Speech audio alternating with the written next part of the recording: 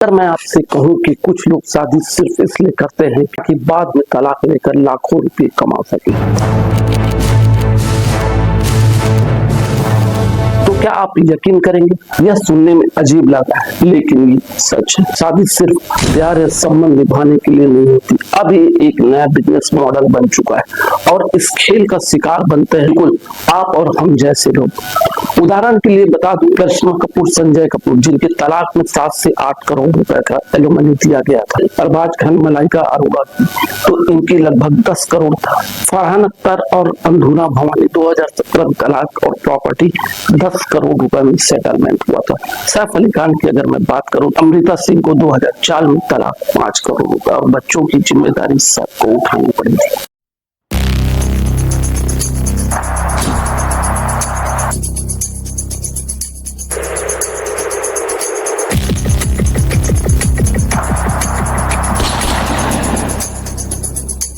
नमस्कार दोस्तों, आपका स्वागत करता हूं। आज हम एक ऐसे विषय पर बात करने वाले हैं जो आम लोगों की सोच से बहुत अलग है। शादी जो एक पवित्र रिश्ता माना जाता है, उसे कुछ लोग सिर्फ पैसा कमाने का धंधा बना रहे हैं। और ये धंधा कैसे, क्यों और क्या इसका कोई समाधान है? चलिए शुरू करते हैं। कल्पना कीजिए, एक लड़के ने शादी की सपना था, एक खुशहाल जिंदगी का। 6 महीने बाद तलाक हो, अदालत में मुकदमा चला और फिर उस लड़के ने करोड़ों रुपए का भत्ता, एलिमनी जिसे कहा जाता है, चुकाया क्योंकि उसने शादी की थी। आप सोच रहे होंगे कि शादी प्यार का पवित्र बंधन होता है। नहीं साहब, आज के दौर में कुछ लोगों के लिए शादी पैसा कमाने का एक सातिर तरीका बन चुकी है। अमीर घर के लड़के को फंसाओ, थोड़े दिन नाटक चलाओ, फिर तलाक लो और जिंदगी भर की कमाई बिना मेहनत के उठाओ। ये शादी है या पैसा कमाने का धंधा? आज हम जानेंगे कि कैसे एक पवित्र रिश्ता एक चालाकी भरा बिजनेस मॉडल बनता जा रहा है। भारत में हर साल करीब 11 लाख से ज्यादा शादियां होती है, लेकिन क्या आप जानते हैं कि इनमें से हजारों शादियां कुछ महीनों या सालों में टूट जाती हैं? और बहुत सारे केस ऐसे होते हैं जिनमें तलाक के बाद पति को अपनी आधी जिंदगी की कमाई जो है देनी पड़ती है, वो भी बिना गलती के। अब सवाल ये उठता है, क्या वाकई वो से प्यार के लिए था या किसी योजना का हिस्सा? भारत का कानून, खासकर CRPC सेक्शन 125 महिला को तलाक के बाद गुजारा भत्ता, एलिमनी पाने का अधिकार देता है। मकसद ये था कि कोई भी महिला तलाक के बाद आर्थिक तंगी में ना रहे। लेकिन जब इस कानून का गलत इस्तेमाल होने लगा, जब लड़की पहले से सोचकर शादी करे कि तलाक के बाद कितने लाख मिलेंगे, तो क्या ये न्याय है या धोखा? इतना ही नहीं, कई बार झूठे दहेज के केस, घरेलू हिंसा और मानसिक उत्पीड़न जैसे आरोप भी लगाए जाते हैं। और जब ये साबित होता है आरोप फर्जी थे, तब तक आदमी का कैरियर, इज्जत और मानसिक स्थिति सब खत्म हो जा रही है। अब बात करते हैं कुछ ऐसे केस की जो सोशल मीडिया से लेकर अदालत तक। हार्दिक पांड्या और नताशा का डाइवोर्स हुआ। भले ही दोनों ने तलाक की पुष्टि नहीं की हो, लेकिन मीडिया में ऐसी अटकलें उड़ी कि करोड़ों की संपत्ति बढ़ने वाली है। सवाल ये है, जब सोशल मीडिया पर शादी होती है तो क्या तलाक भी एक इवेंट है?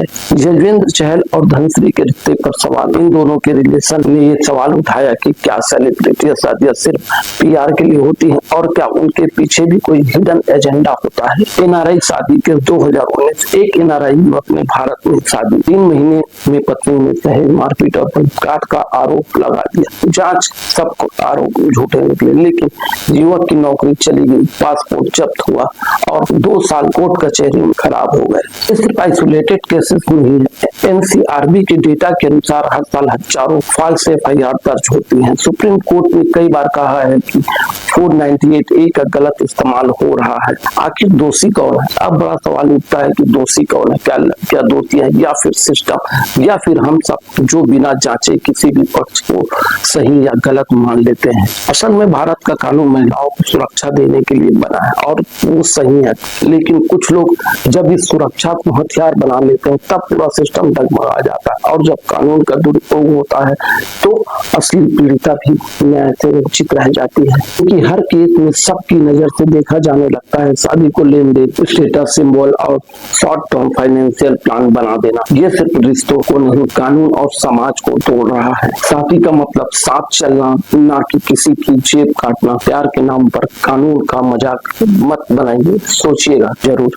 इतना ही नहीं, कई बार झूठे दहेज के केस, घरेलू हिंसा और मानसिक उत्पीड़न जैसे आरोप भी लगाए जाते हैं, और जब ये साबित होता है आरोप फर्जी थे, तब तक आदमी का करियर, इज्जत और मानसिक स्थिति सब खत्म हो चुकी होती है।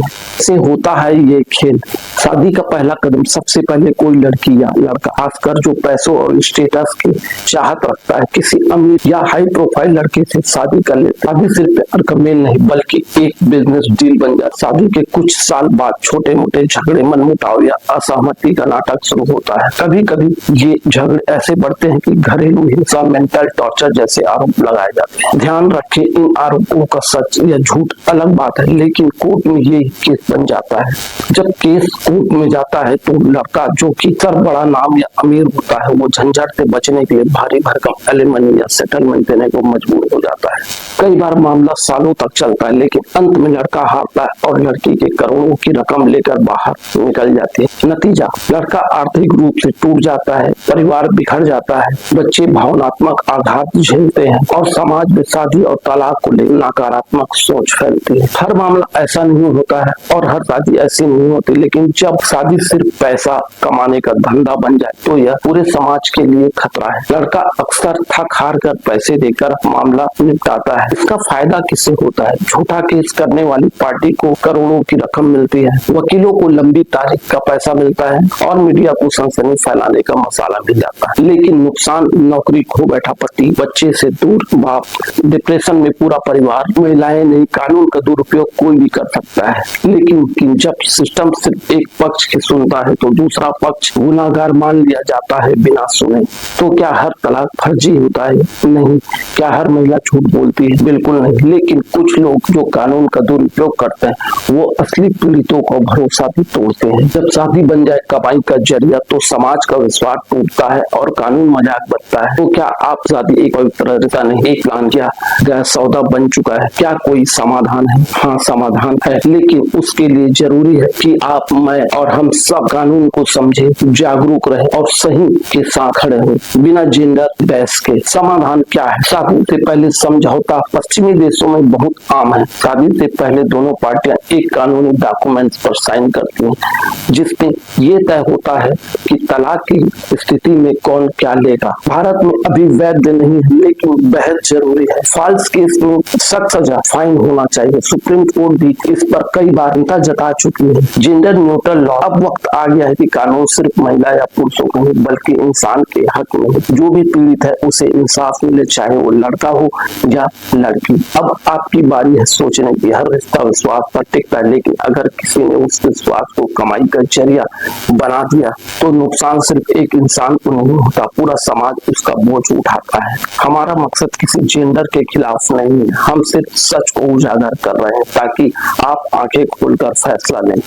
प्यार करें लेकिन सोच समझ कर, शादी करें लेकिन कानून समझ कर, कानून का इस्तेमाल करें, दुरुपयोग नहीं। अगर आपको ये वीडियो जानकारी लगा हो तो इसे जरूर शेयर करें ताकि और भी लोग जान सके। शादी सिर्फ प्यार नहीं, जिम्मेदारी भी है। और हाँ, सब्सक्राइब करना ना भूलें ताकि अगली बार जब मैं ऐसी सच्चाई को उजागर करूं तो आप सबसे पहले जानें।